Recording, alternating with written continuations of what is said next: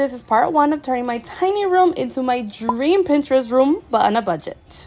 I started out by setting up this bed frame, which is from Wayfair. It's pretty high up, so I'm able to put storage underneath, and then I decided to put up some shelves to put some pictures. Obviously, I'm not going to keep these right now, but later on, I will change them out. I decided to clean up before giving you guys the big reveal, and this is what it looks like. It looks so much better than before, but make sure you guys stick around for part 2 because there's a lot more work to be done, and I can't wait to show you.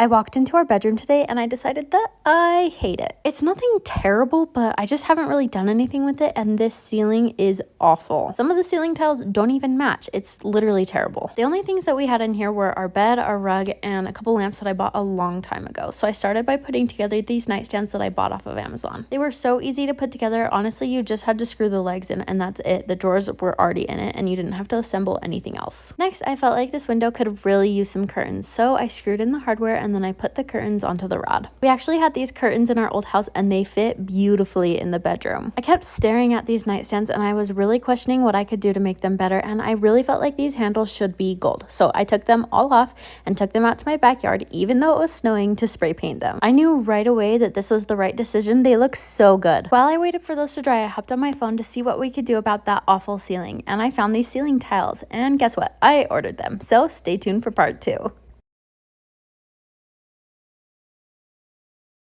It's really not that bad. It just needs a little shaping. To the salon!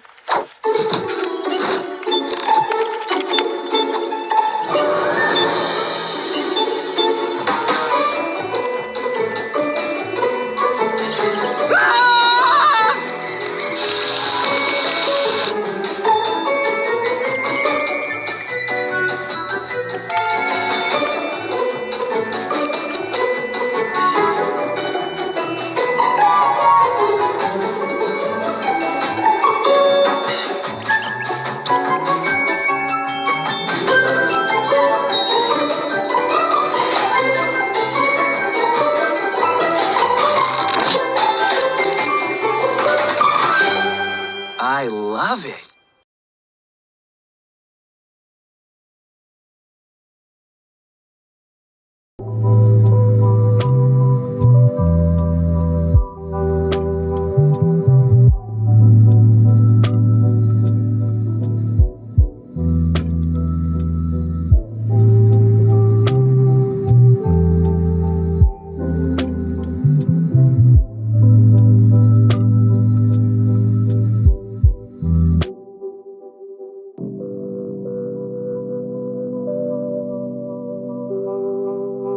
It just needs a little shaping. To the salon!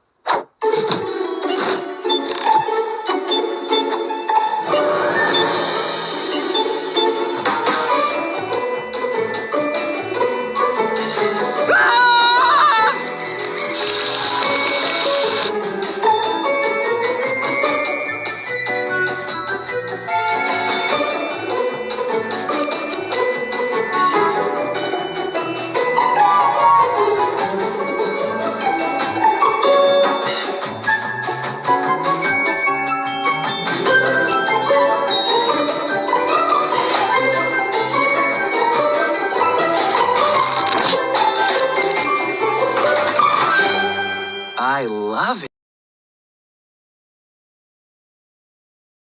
I just had a really cool idea for a very funky decor tray. So I got this air dry clay from the craft store, and I'm using this big bowl that I have flipped over, and that's going to be my mold of sorts. Basically, all that I'm doing is making a bunch of these tubes with the clay, and then I'm just making a fun design on the bowl. Some tips that I have for this are to make sure that the ends of the tube things are really clean, and you should make sure that they're touching each other in a good amount of spots. Then I just waited for it to dry, and I went in with my favorite thing ever, E6000. I just put the smallest amount wherever there's any connection points, so that way it could dry and they could be connected. Don't use a lot or it'll stick to the bowl, and this stuff is strong. Then to clean it up a bit, I sanded down the excess glue, and then I got some spray paint in a color that I like, and that will just cover up any excess glue. I went ahead and sealed it, and this is what it turned out like. It is so unique and customizable. I love it. I'm bored of my room, so I think it's time for a change. I don't hate it, but I also don't love it.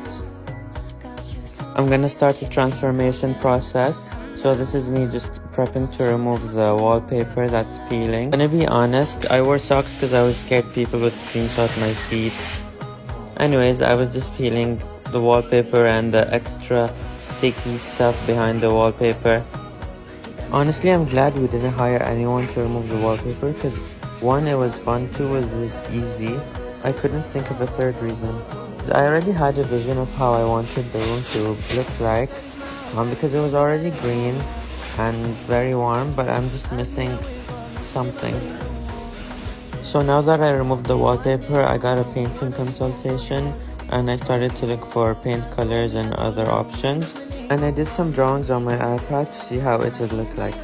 It was a Saturday morning, approximately 8:24 a.m. I came across this insane desk on the side of the road. Who would get rid of this because it matches my Parisian dresser almost perfectly? So of course I had to lug it home or attempt to do so. Struggling there, but I did get it home. I ended up giving it a wipe down, took off the hardware, and gave it a coat of shellac primer. Then I found some gum on the side and was a little bit concerned when I noticed there was hair particles in it, but I took it off, so do not worry. I gave it 2 coats of Black Magic paint by Valspar, which I love so much, popped it in my office nook, and gave the hardware a coat of antique brass spray paint with a little bit of black for a vintagey touch. This new light fixture was installed, which is from Etsy. It's so freaking pretty. And then I added some walnut contact paper to the shelves. I felt like with the dark desk on the bottom, it needed some dark on the top as well, and that fixed those perfectly for a couple dollars. Added some bins for storage and some of my favorite decor pieces up in those shelves, and a few books I reference quite often. This lamp is so pretty. I had to add that with a little artwork, and then I did an easel in the corner with some more artwork as well, and that is how I finished off this office space. I love it so much.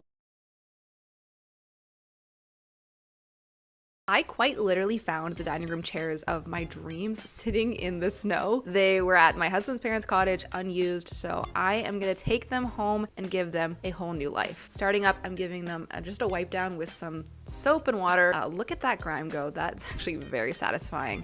All right, I'm gonna patch the cracks with this JB Weld putty.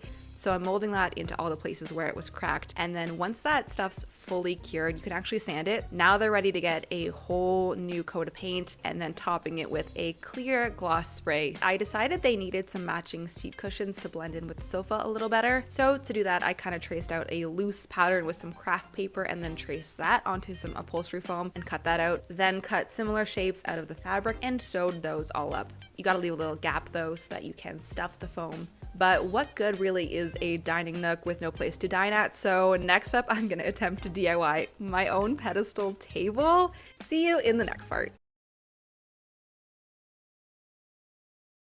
It's really not that bad. It just needs a little shaping. To the salon!